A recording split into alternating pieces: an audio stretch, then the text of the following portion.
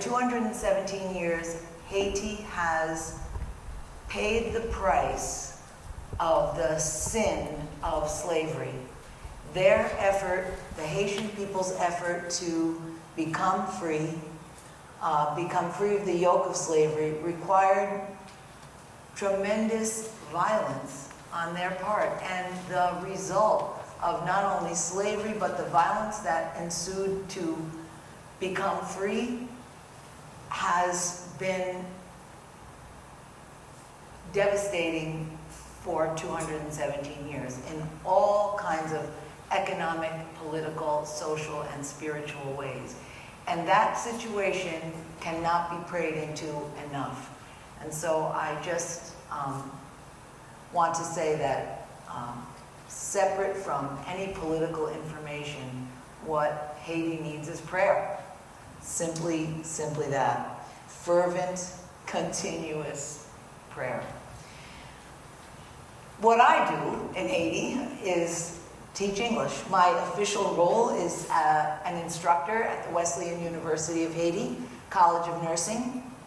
It's a small school on the island of La Gonave, and the freshman students have a one-year requirement of English, and I am so honored to be the instructor for that course. I love my students. You may have seen some pictures of them playing baseball, because at the end of every semester, after we study for finals, we go out and have a 2-inning game of baseball. It's my gift to them. They earn a 4-year degree in nursing. The school is accredited not only by the Haitian Ministry of Health, the Haitian National Board of Nursing, but they follow Indiana Wesleyan's curriculum for nursing. They have a Bachelor of Science in Nursing when they graduate, and it's really exciting. And I'm so honored that the director of the school, Dr. Janice Cotrone, has asked me, and has continued to ask me, to be the instructor for English.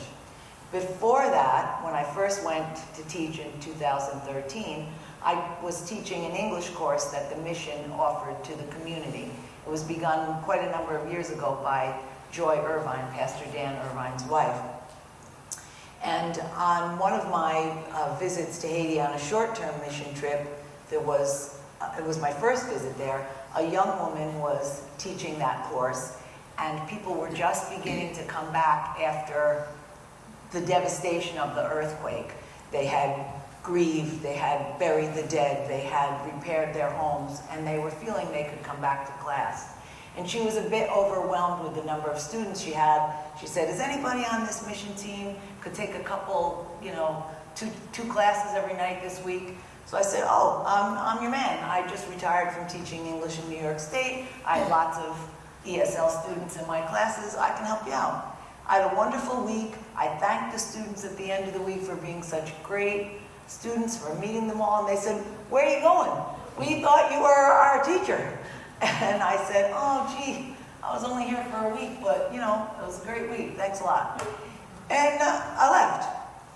I ended up doing 2 more mission trips with that team. And I was invited in 2012 to come for 5 weeks and teach the mission kids and get their school started.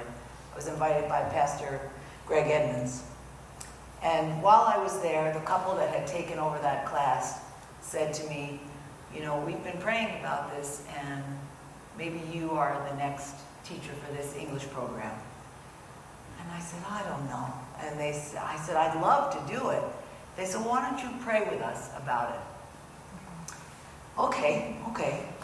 And it felt good, it felt right. And I contacted Global Partners when I got back, and I was getting ready to do a 3rd mission trip. And the mobilizer that I spoke with, a lovely lady, Tanya Nace, said, when you come back from that mission trip, I want to know that you heard a clear yes, that you heard God speak to you absolutely. Had a great mission, all right, fine. Great mission trip, we accomplished a lot, wonderful camaraderie, reconnected with Haitian people that I'd met. Didn't hear anything like what she was describing, no kind of voice of God inside me, lights flashing, thunder rolling. And I was, full disclosure, I was fully prepared to call Tanya Nace and lie to her and say, oh yeah, the Holy Spirit, yeah, I'm ready to go. All right, called Global Partners. I'd like to, this is Nancy Lanni calling back to speak with Tanya Nace. Oh, Tanya doesn't work for Global Partners anymore. She's working for another organization. I don't have to lie. And then they said, and we've got all your paperwork and you'll be coming next month for mission orientation. So I was like, is that my sign that I didn't have to lie? I actually shared this story with Global Partners, the head of Global Partners, Dennis Jackson, at our recent missions conference. And he laughed, actually, and he said, what you didn't hear was no. And that helped me a lot, because I do struggle with whether I'm walking in God's way, not in my... I say the Lord's Prayer every day, and I feel that I should mean it, thy will be done. But I'm never really sure if I'm just saying the words or I'm doing God's will. So that helped me a lot to say, did I hear no? Okay, let me walk step by step in faith. And that's how it's been for me. The other thing that I do, and many of you have supported this, is work with a little community in the mountain area of Lagonave called Bois Chandel, the Candle Woods. I was invited by some teachers in the community that I live in, near the mission, to go to the mountains of Lagonave. Lagonave is just like Haiti. It's got a beach, and then it goes straight up to the mountains. And they said, you've seen the schools in the port city, come up to the mountains. I said, okay. It took me 2 tries to get there. On the first try, the roads are not even roads, and the truck sprung an oil leak, and oil was pouring out in a way that would make the DEC, well, I probably would have gone to jail. And the Haitians just took a plastic cup from the side of the road, captured all the oil, stuck some gum in the leak, poured the oil back in the truck, and down we went. And the next time we took a motorcycle. Now, I travel by motorbike over these horrible roads a lot, and every time that I do get on a motorbike, I make my peace with the fact that this is probably the place and time where it all ends. And the Haitian women that work for the mission, they're so dear. You know, they always say to me, God bless you, thank you for what you do. We know God's watching you, and I usually am like, gee, I hope so. And they always say to me, how do you think you get to Bois Chandel every time you go up the mountain? And they help me so much because they make me understand that God really is in my life. And maybe I'm not just walking blind, you know.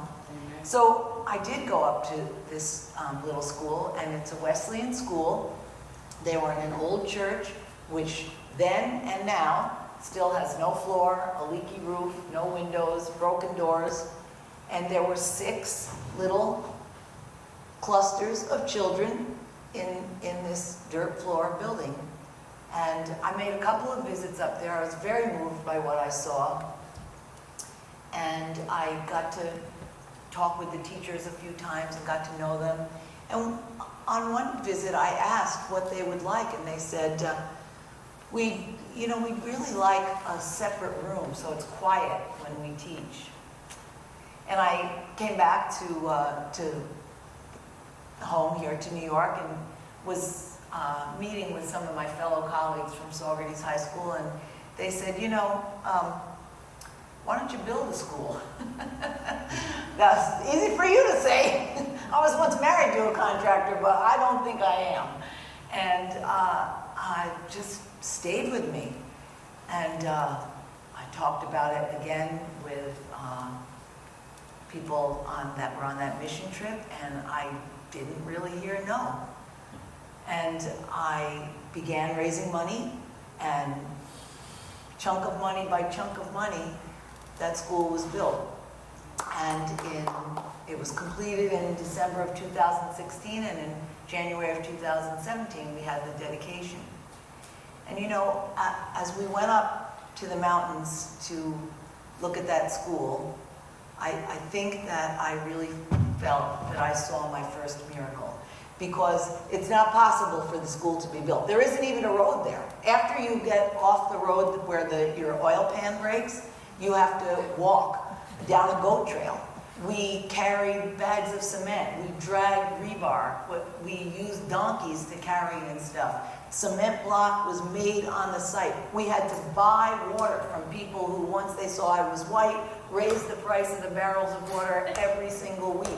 It's not possible for the building to be completed. Not possible. And there it was on that January day, so beautiful, sitting in, I'm sure you've seen pictures of it, sitting in this little clearing, and the kids were so excited, and we had this incredible dedication. And we're going to celebrate its 5th year anniversary this coming January. And I just said, yeah, Haitians always say, bon Dieu capable, God can. And I felt like I got it, you know, in that moment.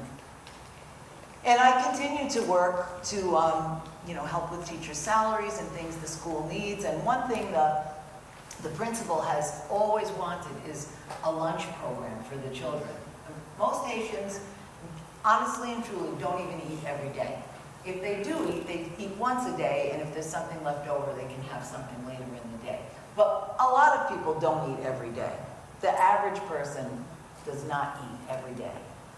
And he would love to have a lunch program, and I would love to help him with that, but I just didn't see my way clear to being able to find money for teacher salaries and that too. And I know the school director has prayed and prayed about this, and I may secretly in my heart have kind of prayed against it, because I just don't think I can do it. And it seems like a lot of work, and where would the money come from? I hate begging for money for salaries and chalk and everything else. And last week, I got a call from an organization called Trinity Hope that does a feeding program in Haiti, and they just began including La Gonave. And they selected L'École Wesleyan Bois Chandel to be part of their program. However, if the school that they select has a North American-based organization helping them, that organization has to pay into the program $2,000 every year. So I thought, when did the answer to their prayer become my burden? Now I gotta find $2,000, and you know, the principal is so excited that they're selected, and I don't have the heart to tell him I can't do this, I don't want to do this, why are you making me find $2,000? And so that was a week ago. In the past 4 days, I received 2 checks for half the money. And yeah, and I just, you know, I just am in awe of how I'm railing against God, and God is still providing for this little community. Which reminds me that I'm not God, and it's not about me. I don't think I yet know why I'm in Haiti fully. You know, why is it that that I'm the one who's going there, who's teaching, who's doing these things? I don't know yet what part Haiti plays in my walk with God, my deepening faith. I'm never really sure that I fully understand why I'm there. As I say, I walk step by step in faith and hope that what I'm doing is right, but I'm not really sure, because most of what I do, anybody could do. I mean, everything that I do there, anybody could do. They could have any English teacher. I'm sure the school in Bois Chandel would still be thriving in whatever way they could. But I had an experience this year, and I just want to share this one other story with you that shed some light on this, shall I say, dilemma for me. I want to tell you about one of my little students named Dudi Alexi. He is so cute. I sent you a picture of him. He's the boy with the little glasses, yeah. Yeah, he's, tell us which one. Well, this is Angela. So she graduated from the little school in Washandell last year, and this year, The World is One Place is paying her scholarship to go to the Wesleyan Secondary School in Ensemble. And we're going to send another student this coming fall, too. So that's Angela. She's adorable. I just love her. That's Judy. I first met Judy in 2016. I was walking home from the market with my friend Marcia Vermeer, nurse Marcia Vermeer, and Judy jumped out at us and said the only English thing he knew, which was, "What's your name?" So we introduced ourselves and we told him how to say, "Hello, my name is Judy, and how are you?" And after that time, he kind of adopted me as a friend. He would jump out of, a pile of shoes or whatever was around and walk along with me and chat with me. He was just so cute. He was maybe about 9 then. He's 14 now. And the next year, he came to visit us at the mission. We have a lot of little hangers on there that are so cute. And he said to me, can I be your little boy? And I said, Judy, you have a mom who loves you so much, and you're her little boy, but you can be my friend. We can always be friends. And then a couple weeks later, he said, can I bring you to my house so that you can meet my mom? I said, I'd love that. And we picked an afternoon after school. He came to the mission and got me, and we walked to his house. He lives in a house the size of that piano. And I'm not exaggerating, with a door, and that's it. Inside, there's this one small bed and a table. His mom cooks and washes everything out in front of the house. He lived there with his mom and his 3 other siblings, his brother and two little sisters. I loved his mom, beautiful young woman, and I would visit there pretty frequently and chat. Sometimes I'd bring some food, or I'd bring soap, and we'd give the kids a bath. Just charming to have a girlfriend, that I could visit with. And her husband went to Brazil a couple of years before that to look for work. They never saw him again, and he stopped sending money after not too long a time. She earned the money to eat and sort of scrape together a life for her and her children by making beignets, like little donuts, and selling them with cold drinks on the street on the afternoons after kids got out of school, and collecting, bits of what we call chump change, but enough to scrape by. 2 years ago, she decided to go to Brazil and look for her husband, and she left a sister-in-law in charge of the kids, and that sister-in-law had 2 children also. And so they were all living, the 6 of them, in this house. And after almost a year of her not coming back and not sending money, the sister-in-law said, I can't stay here anymore. I have to go back to my home on the main island. I can't do it. And another sister, a sister of this woman, Caitlin, she said that Judy and his siblings could come and live with her and her 3 children. So she's also a single mom, 3 children, 3 different husbands, poverty forcing her to look for someone who will eventually care for her. And Judy eventually is now old enough to come to my evening English class, so I would see him more frequently. And one night, he and his cousin came to my house just this past winter, and in February. And they said, oh, our aunt died. And I was wondering if it was the aunt who had been caring for them a couple of years ago. And they said, no, our aunt that we're staying with. So there were seven kids, and the aunt had died. And I said, oh my God, what are you going to do?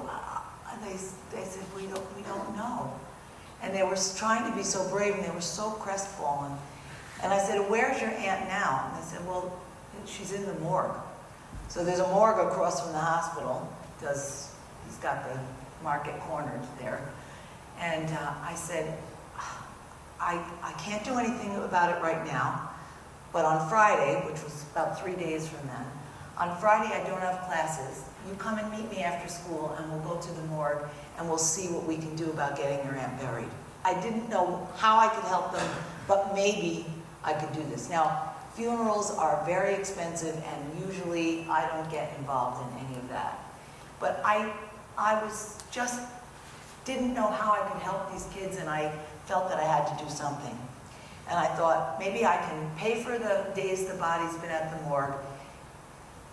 You can buy inexpensive wooden coffins. We could have a little ceremony at the chapel at the Wesleyan Hospital, and we could find a cave, an above-ground tomb that somebody would let us put her in.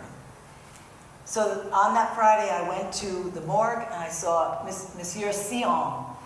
The man, if there was a man named Dr. Death, that guy would have fit the description. He had separated teeth, he had a head like in this painting The Scream. He looked like Jack Skellington from Nightmare Before Christmas. And I said, okay, Monsieur Sion, you know, you've got Caitlin's body here, and we want to get her buried. He said it'll be 5,000 goods a day for the days that she's been in the morgue, about $70, $80 a day. So now it's been 4 or 5 days. And I thought, these children can't pay for this, and this is tremendously expensive. And I asked for a little mercy from the guy.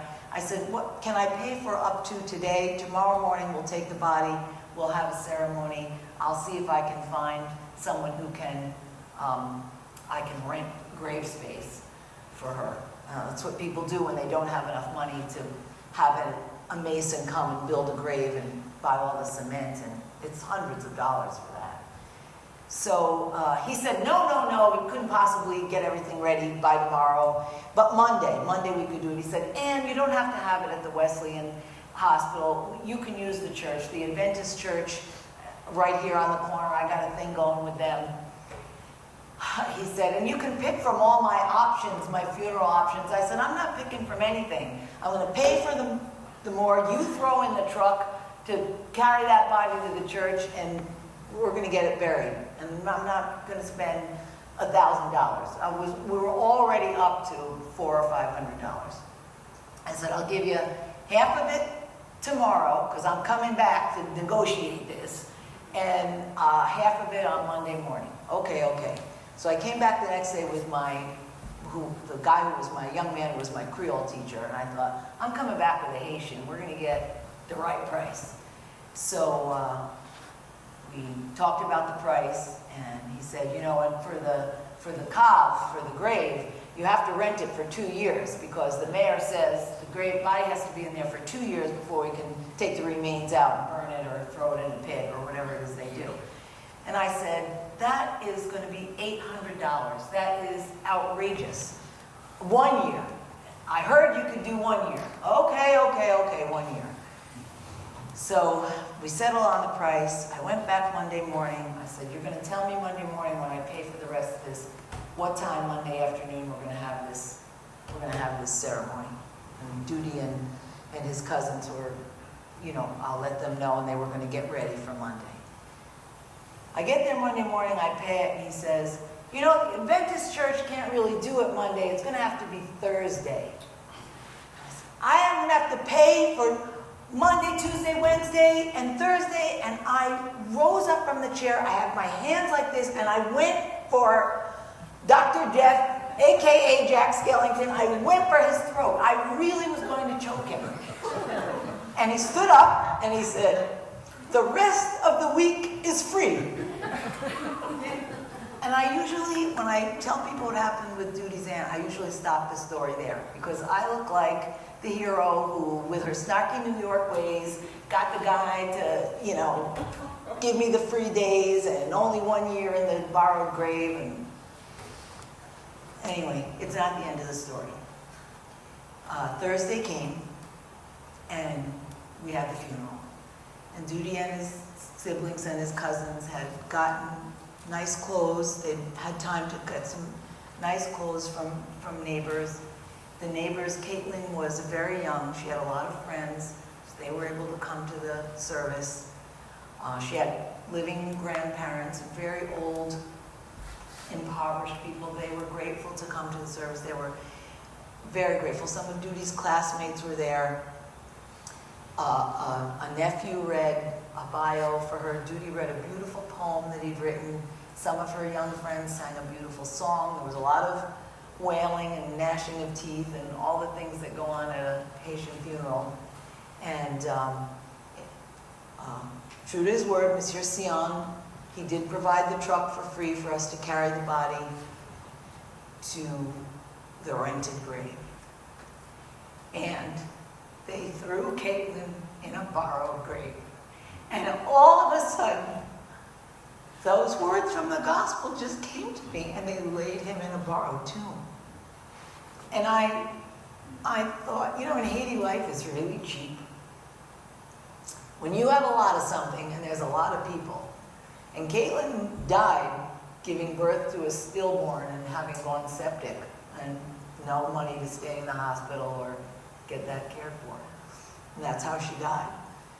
And she was given a borrowed grave for a year because I was too snarky and too cheap to pay for more. And I thought, this is the level of anonymity and lowliness that our Lord brought himself to for me, for us. And I saw that, and I thought, I don't know really why I come to Haiti. I don't know that I bring really a whole lot to the table. But what I did see was what God wanted me to see. And that's probably why I go to Haiti. It isn't because of what I do or any missionaries do for Haiti or Haitian people. It's what Haiti does for me. It's what Haiti does for us.